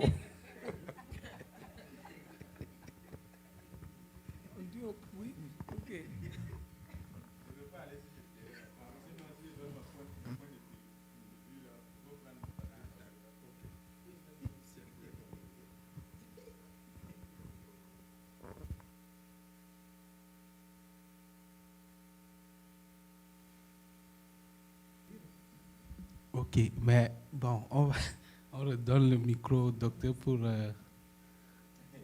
Gloire à Dieu. Alors, ancien, merci pour votre question. Bon, comme je vous le disais tantôt, je ne vais pas épiloguer sur ce point-là parce que je risque de me faire taper sur les doigts. Voilà. Et comme c'est des débats théologiques qui un peu dérangent, je préfère ne pas me positionner. Voilà. Seulement, ce que la sœur a dit par rapport à ce qui se passe, est-ce que si on a enceinté la jeune fille, que ce soit par consentement ou par accident ou je ne sais comment, comprenez que s'il n'y a pas de consentement et le jeune homme ne décide pas de l'épouser, vous allez régulariser quoi? On régularise ce qui est consentant. Vous savez que c'est l'homme qui tire la main de la femme vers le mariage, vers le juge, vers... Mais si la jeune fille est enceinte, elle a eu l'enfant, on court derrière le monsieur, il a disparu, il dit il ne veut pas. C'est quelle loi qui va venir régulariser quoi? Vous voyez. Donc c'est un peu difficile. Seulement, il faut prendre vos précautions pour suivre ce que la parole de Dieu nous dit. À défaut de l'abstinence, sachez que chaque goutte de sémence de l'homme qui tombe à tout moment, mon ami, ça ne badine pas. La loi de la semence de l'homme n'a pas de restriction. Partout où ça tombe seulement, pourvu que ce soit une femme qui est féconde. Que ce soit sa maman, que ce soit sa soeur, que ce soit sa petite soeur, que ce soit sa fille. Si ça tombe seulement, bébé va sortir. N'est-ce pas? La loi de la semence, ça ne badine pas. Elle est universelle. Et bon, je pense que même les subsides et les allocations familiales, ça existe aussi en Afrique. Hein. Ce n'est pas ici seulement aux États-Unis. Non, le service social prend soin de ça. Si la femme qu'on a délaissée enceinte avec le bébé, elle part au service social, on te convoque, les procédures judiciaires commencent sur toi. Si tu es un fonctionnaire, ils coupent depuis la source et puis ils aident. Mais maintenant, si c'est une fonction du secteur informel comme soudure, menuiserie, je ne sais pas, tous ces secteurs informels, c'est souvent difficile de mettre la main sur le monsieur. Parce que chez nous, nous ne sommes pas encore bien développés en informatique. Même ici, il y en a qui échappent même à cette loi. Dès qu'il est enceinte, mon ami, il arrête de travailler. Il arrête de travailler et puis ce qu'il cherche, c'est un travail où on lui paye cash. Cash money. Il n'y a plus de paycheck. Donc le juge va condamner fatigué. On n'y peut rien.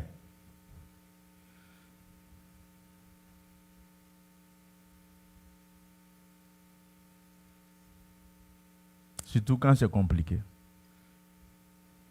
C'est bon? Voilà.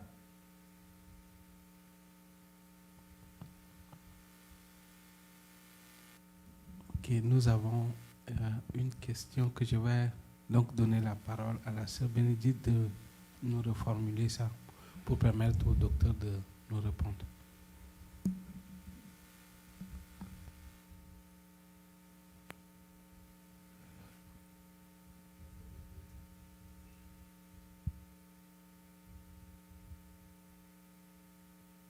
Merci beaucoup, frère Coré.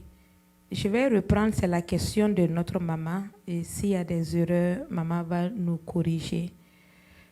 Et le niveau intellectuel des serviteurs de Dieu, selon les assemblées de Dieu, quand tu es appelé, il faut forcément aller à l'école biblique, te former pour avoir un peu de connaissances.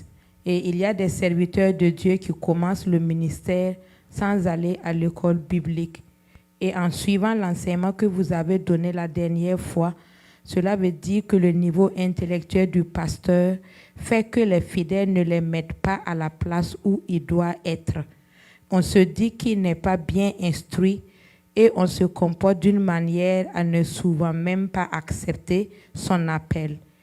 Est-ce à dire que les assemblées de Dieu à ce niveau,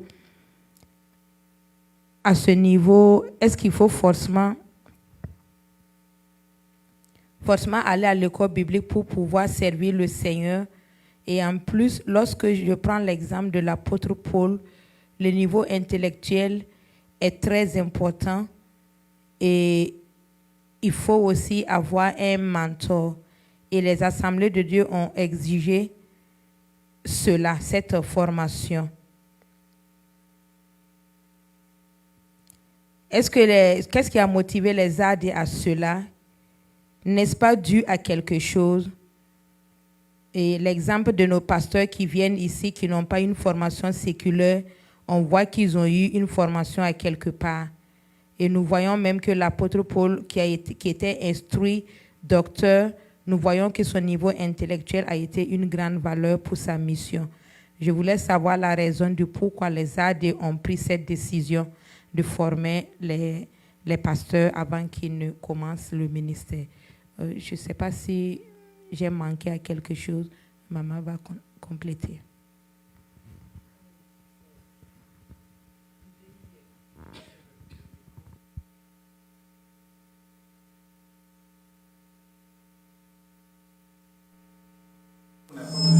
Oui.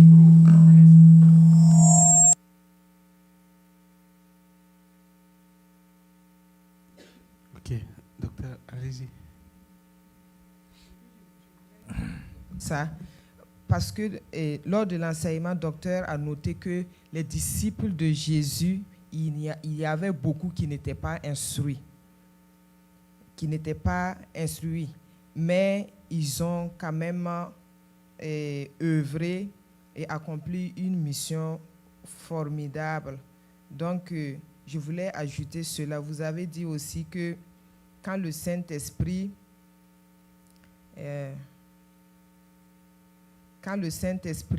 appelle, souvent le niveau intellectuel n'est pas forcément, on n'a pas besoin forcément du niveau intellectuel. Ok. Et maintenant, c'est là que j'ai parlé de l'apôtre Paul. Lorsqu'on prend Paul, il était docteur et le fait qu'il avait un QI vraiment élevé a vraiment été d'une grande valeur pour sa mission. Qu'est-ce qui a motivé forcément les assemblées de Dieu à accorder de la valeur à la formation? Gloire à Dieu.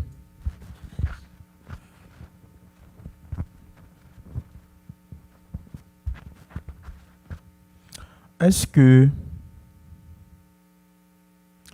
en dehors du Saint-Esprit,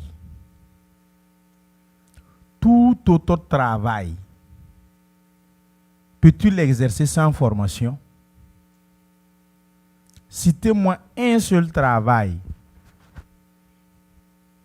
en dehors des 5 ministères là, que vous pouvez faire et gagner votre pain dedans et être épanoui dedans sans aucune formation.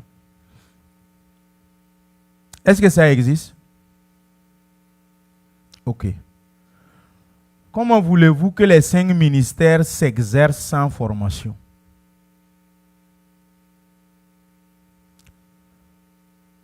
Même les disciples que vous voyez qui étaient des pécheurs, leur école biblique, ça a été les 3 ans et demi avec Jésus sur la terre. C'est ça qui faisait office de leur école biblique, de leur formation théologique. Quand vous prenez Matthieu, Marc, Luc, Jean, ce fut leur temps de formation et l'Église naît en acte. Donc c'est quasiment impossible que je vienne tomber dans le ministère comme ça, boira, sans formation, et puis je commence. Peuple de Dieu, c'est bon, hein? Mais la formation aide à te raffiner. Moïse avait quoi? Le pawa, miracle vertigineux. Mais c'est un Jéthro qui est venu le former en 3 minutes. Il avait le Saint-Esprit, mais il lui manquait la pédagogie, l'administration, l'organisation, le fonctionnement. Il s'épuisait. Malgré qu'il avait le Saint-Esprit, il lui manquait quoi? S'il était allé à l'école biblique, s'il avait eu une formation, un mentor qui l'a coaché avant, Jéthro n'allait pas apparaître pour lui donner cette sagesse. Donc, quand vous partez à l'école biblique, vous allez avoir ce qu'on appelle l'organisation de l'Église, l'administration de l'Église, les rapports administratifs de l'Église, les rédactions administratives de l'Église. Vous allez apprendre toutes ces choses. Ce qu'on appelle la parallélisme des formes. Un pasteur invite un pasteur. Si vous êtes à l'école biblique, vous avez eu la formation, vous n'allez jamais vous laisser inviter par un fidèle et puis vous allez venir honorer l'invitation. Aucun pasteur ne fera ça. S'il a fait ça, il a été mal formé. Il n'a jamais eu de formation. Par exemple, vous les fidèles, vous ne pouvez pas vous asseoir là-bas, vous inviter un pasteur pour qu'il vienne prêcher ici. Et effectivement, il accepte et puis il vient avec sa Bible et puis ses choses, sans même me parler. Il ne va jamais le faire. Aucun pasteur ne répond à une invitation d'un fidèle pour venir dans une église au nom du parallélisme des formes. Ou bien, Seuls les fidèles qui ne savent pas. Si vous avez des diacres, j'ai entendu une église où c'est comme ça. Il y a un des diacres tout puissants là. Le pasteur principal de l'église est assis. À sa grande surprise, dimanche, il y a un pasteur qui rentre avec sa Bible. Il met ça à l'aisselle comme un thermomètre. Et puis il rentre. Il est surpris. Et c'est effectivement lui qui va prêcher. Le pasteur principal va s'asseoir. C'est un diacre qui commande ça. Ces gens de diacres-là, il faut prier pour que le Seigneur les prenne auprès de lui. Ah non, on ne s'amuse pas avec ça. Priez, Seigneur, prends-le. Il a assez travaillé. Il faut le faire reposer auprès de toi. C'est pas bon. C'est pas bon. Alors, donc, mes frères et sœurs, la formation, là, ne la négligez pas. Nous en avons besoin. Celui qui t'a enrôlé, là, il s'en chargera de ta formation, de ton équipement. Celui qui a reçu une formation et qui exerce le ministère, et celui qui n'a pas reçu aucune formation et qui exerce le ministère, il y a une grande différence. En fait, la netteté, la différence, elle est très nette. Le gap là est trop profond. Même si le Saint-Esprit l'utilise pas, comment, il lui faut une formation académique. Il lui faut être raffiné. Il faut lui donner il y a certaines choses où le Saint-Esprit ne va pas perdre son temps à te dire pour une rédaction administrative de l'Église. Il y a certaines choses où le Saint-Esprit ne perd pas le temps sur ça. Il nous a aussi donné l'intelligence. On n'a qu'à se former, on n'a qu'à s'instruire. Et n'oubliez même pas que la Bible, là, de Genèse à Apocalypse, quand vous partez à l'école biblique, ce n'est pas moins de 4 ans. Hein? Non. Les gens ils partent faire une année, ils sortent et puis ils disent les pasteurs. C'est lui qui va vous fatiguer à l'église. Là.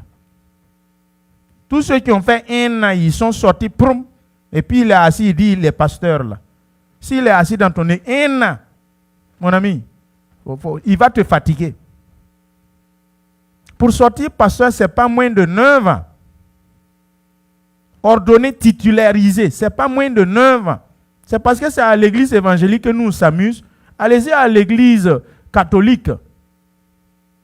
Le gars rentre au petit séminaire à l'âge de combien? Dès CM2 là, 11 ans, 12 ans là, le gars rentre au petit séminaire. Il boit la Bible, il boit tous les récits et les livres des pères. Plus de 2000 pères de l'église qui ont écrit. Tu dois boire ça et tu n'as pas moins de 36 ans. Mon ami, si on t'invite à aller faire des débats avec un vrai prêtre catholique sur la théologie, et puis tu es pasteur, tu as fait 9 ans, 4 ans à l'école, il ne faut pas aller...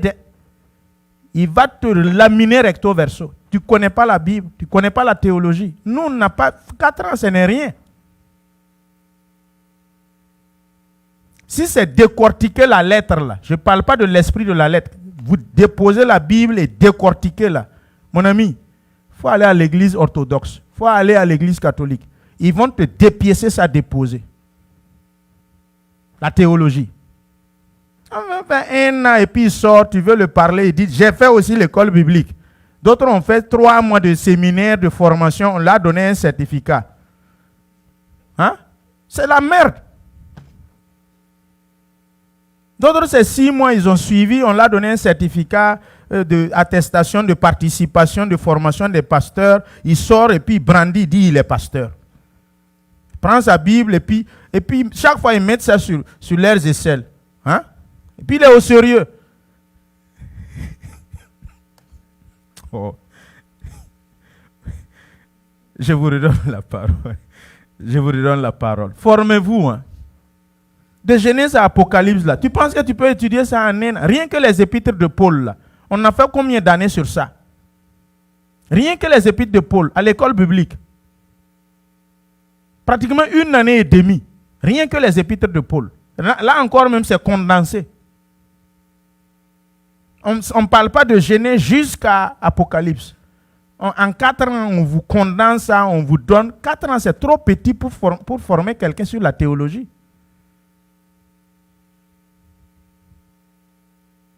Ce n'est pas moins de 10 ans, 15 ans. Quand tu rentres à l'école biblique, tu sors net. Élève, pasteur, proposant. Après proposant, si on t'a accepté, après l'école biblique, selon ce que je sais, quand tu sors 4 ans après l'école biblique, tu fais 1 à 2 ans en étant un élève, pasteur, proposant. 1 à 2 ans, plus les 4 ans, ça fait déjà 6 ans. C'est ça? Après proposant, on te fait rentrer maintenant élève, pasteur, stagiaire. 1 à 2 ans, ça fait combien de temps? 8 ans. Et maintenant, si tu finis stagiaire, on cherche maintenant à te titulariser.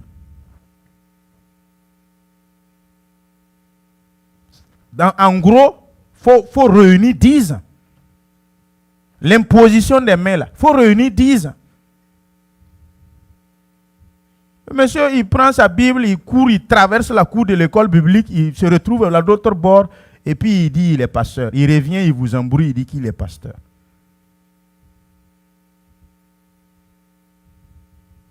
C'est bon?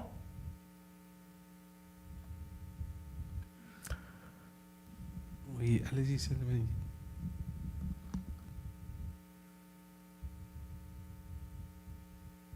Je voulais juste poser une question par rapport à la formation.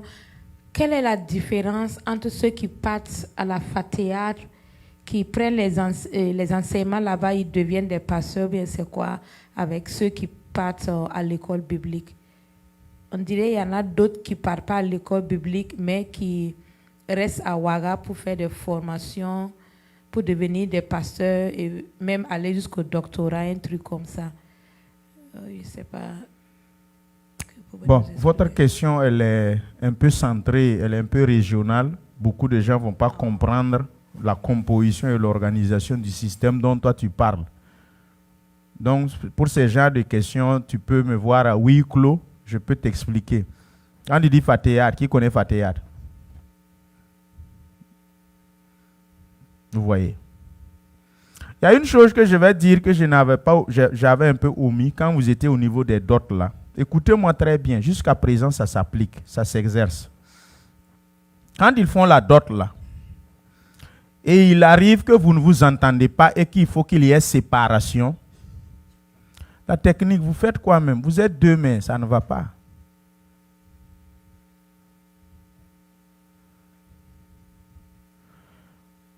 Quand ils font la dot là, généralement, ils le font au village. Mais quand vous ne vous entendez pas pour la séparation, là, on fait ça à la périphérie du village. On ne peut pas ça à l'intérieur du village. Pour le divorce, là, on vous prend, hein, vous deux là, on vous amène à la frontière, à la limite sortie là, du village. On vous sépare là-bas.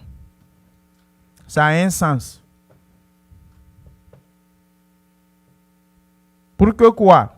Ça n'affecte pas le reste des sœurs et des frères.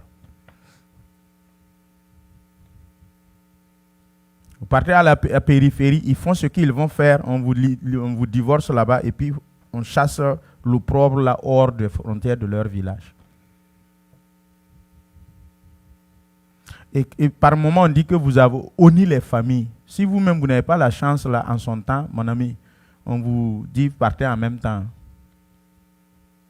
Vous avez fait la honte à la famille. En fait, dans le temps, c'était sacro-saint. Dans le temps là, mon ami, je ne vais pas vous... Avant même que la Bible n'arrive là, si mon arrière-grand-père, il part et puis il te délimite un terrain et puis il dit c'est pour toi là, c'est pour toi, il ne va plus venir récupérer après. Rien que parole donnée là. Il t'a délimité 1 hectare. Il a tué son coq et puis il a parlé. Il dit c'est pour toi, il t'a donné. Sa parole fait foi. Et elle dépasse une décharge et une reconnaissance de dette. Et ils ont donné là, ils ont donné. On ne revient plus là-dessus. Après même sa mort là, il n'y a aucun de ses enfants même qui va se lever réclamer ça. S'il ose même là, l'enfant part. Non, de nos jours, on a la Bible. On la porte même sur la tête, mon ami. C'est nous, on vend la même parcelle à 10 personnes. La Bible dans la main. Et à dimanche, on est à l'église, on prie. C'est dommage.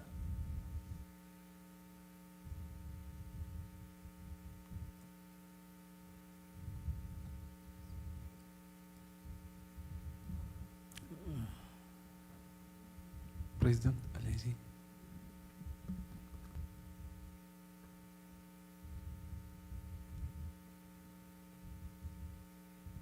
Amen. Pasteur, docteur, je m'excuse, hein, c'est vous qui êtes revenu sur la question de la dot, alors que j'avais une question que je ne voulais pas poser, mais je vais le poser. Je reviens sur le verset biblique que vous avez lu. Que quand un homme séduit une fille vierge et couche avec elle, doit payer sa dot. Donc moi, je crois que oui, c'est normal parce que c'est toi qui l'as divorcée, tu dois payer la dot. Normalement, même si tu ne la maries pas, il faut payer. Comme ça, cette fille-là n'aura pas de problème après avec quelqu'un d'autre qui va peut-être, la Bible dit que si elle est déjà divorcée, on ne doit pas payer. Donc ça aussi, ça ne sera pas juste que les hommes déviergent les femmes et ne pas payer les dots. C'est ce qui se passe parce que la plupart, c'est les filles qu'on accuse, alors que c'est les hommes qui font. Donc, s'il arrive que tu dévierges une fille, tu dois payer sa dot, même si tu ne vas pas la garder. C'est ce que je voulais. Pourquoi ce n'est pas comme ça? Pourquoi la Bible n'a pas attesté comme ça?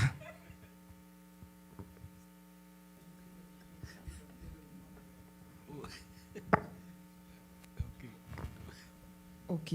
Ma question aussi était sur ce verset.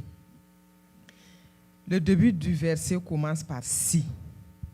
On a dit si un homme séduit une femme. Donc ça veut dire qu'en réalité même, dans Israël, il n'y avait pas ces trucs. Parce que si nous lisons la Bible là, si tu faisais cela même, on te lapidait. On te lapidait. Et parce qu'il n'y a pas ça, si ça arrive, si tu faisais l'adultère, ok, on te lapidait. Parce qu'il n'y a pas ça, ils ne veulent pas de filles déviergées au sein de leur peuple. Si tu touches la fille, tu la prends. Tu la prends en même temps. Parce que quelqu'un ne va pas prendre les dégâts que tu as. Le reste. Voilà, quelqu'un ne va pas venir prendre le reste. Donc, pour dire qu'en réalité, dans Israël même là, il n'y avait pas de ces genres de filles-là. Il n'y avait pas ces genres de filles. Si j'ai compris, parce qu'on a mis si, il n'y en a pas. Mais si il arrivait, tu prends. Tu ne laisses pas pour quelqu'un. Donc, c'est ce que j'ai... Si je suis sûr, j'ai compris, docteur. Ok, bon, la sœur Bénédicte va parler, puis... Comme vous... Moi aussi, je voulais ajouter à ce que mes mamans ont dit par rapport à cela. Parce que quand nous lisons aussi Proverbe 5:15, il est dit là-bas, « Bois les eaux de ta citerne, les eaux qui sortent de ton puits. » Donc, si on se réfère même à ce verset, avec affaire de si tu prends une fille vierge là, tu te couches avec là, normalement même un homme qui a fait la connaissance à une fille ne doit même plus l'abandonner. Il doit forcément le prendre en mariage. Bon, qu'est-ce que le verset dit par rapport à toutes ces questions-là? Merci.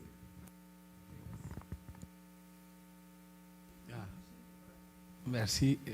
Apparemment, les questions militent vers le retrait de la carte du docteur. Mais on vous remet la parole. Vous pouvez gérer.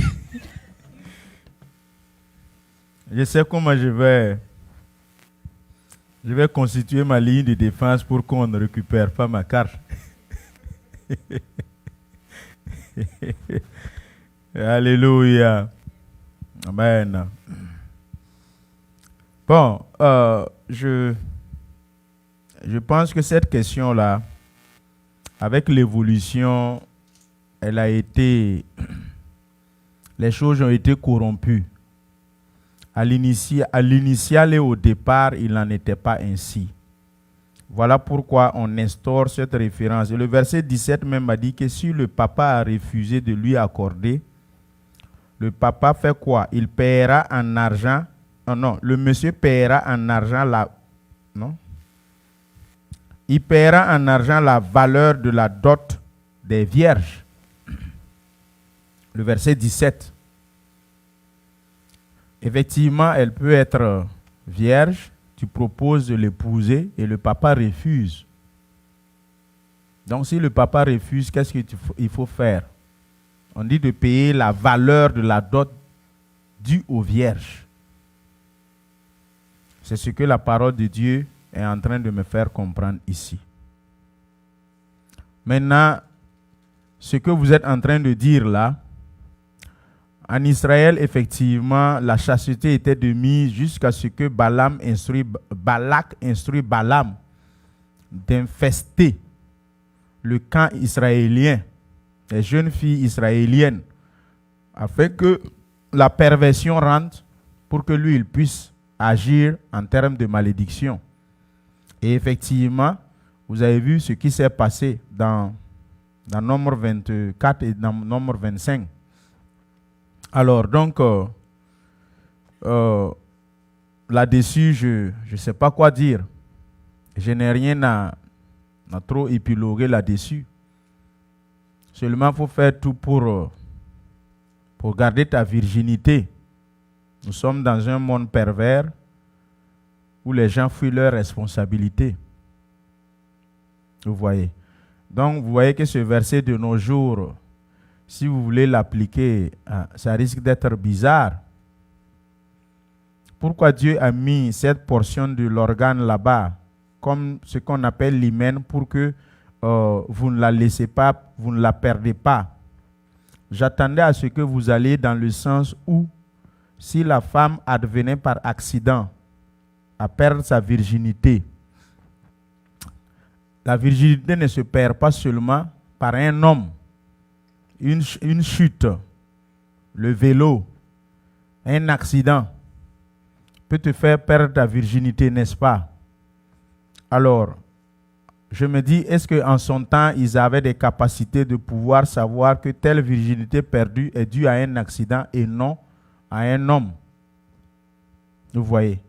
Donc, je vais vous dire un secret. Hein. Tous les hommes qui ont passé leur temps à dévierger les filles et qui ont fui là, il faut regarder leur vie. Ils échouent. Ils ne réussissent pas. Faites une liste.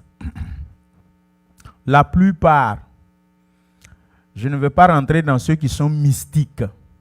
Même ceux qui sont mystiques, vous regardez leur fin. De toute façon, le mysticisme, sa finalité, c'est des regrets. Donc, tous les hommes qui m'écoutent là, vous êtes spécialité, vous êtes comme des perforeurs là. Toutes les filles que vous déviergez, vous leur volez la virginité. C'est un élément sacro-saint.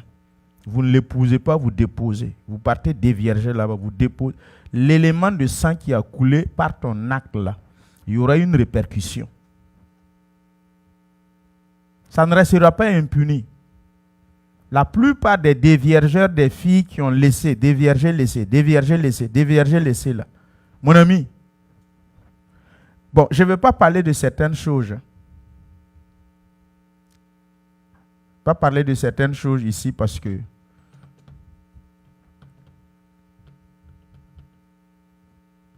le sexe est très dangereux.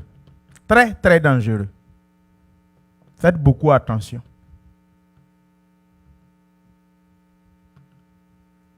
Il y a des cas, par exemple, où le sexe de la femme qui n'a pas de poils que tu as rencontré, Qu'est-ce qu'il faut en faire? Si tu es chrétien, tu maries une femme, elle n'a pas de poils aux aisselles, ni de poils dans au niveau du bas. Rien. C'est comme le corps d'un bébé. C'est que ça là, il faut faire attention.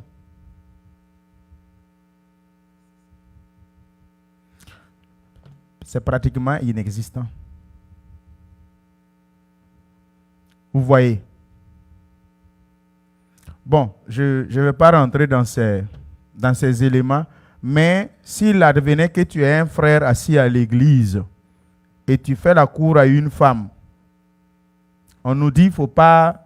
Bon, vous risquez de me faire prendre encore ma carte pastorale. C'est mieux que je vous redonne la parole. Je vais rentrer dans des choses où ça va... Voilà. Vous rencontrez elle comme ça, sans poil, ni rien. On vous dit être dans la chasteté jusqu'au jour du mariage. Effectivement, c'est ce que tu as fait. Le jour du mariage, nuit nuptiale, et tu constates qu'elle est comme ça. Attention, il faut faire recours à ton pasteur. Tu laisses ça comme tel. Il ne faut pas t'amuser de dire que tu vas rentrer dans Jéricho.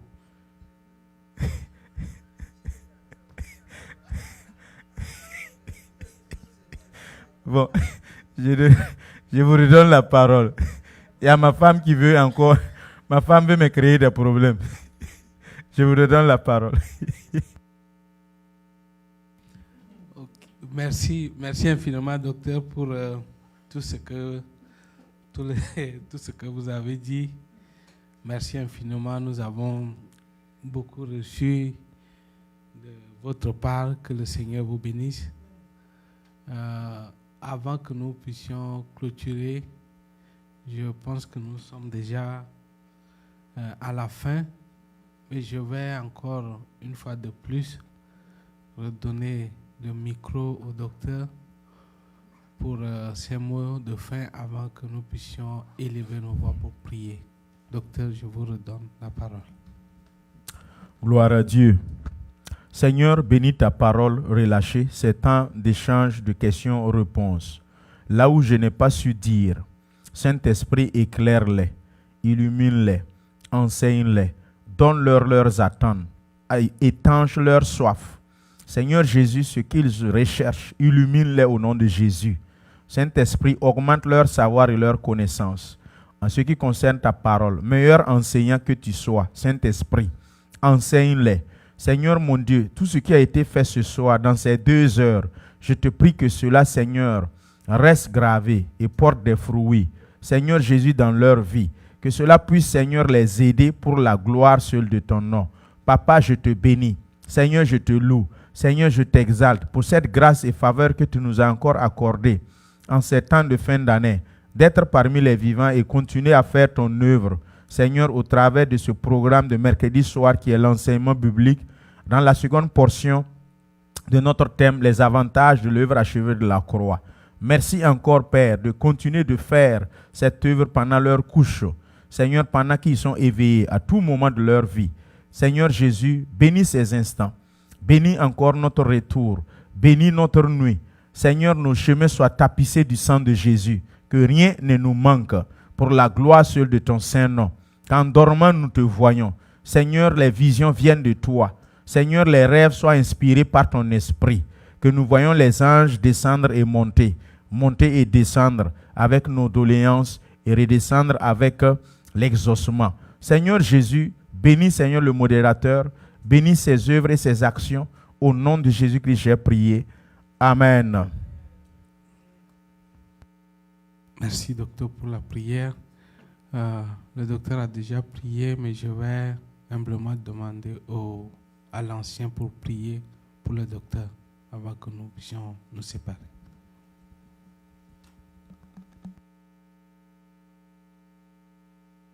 Éternel mon Dieu, je voudrais te dire merci pour la vie de ton serviteur, celui que tu utilises toujours dans cette maison pour nous éclairer de ta parole.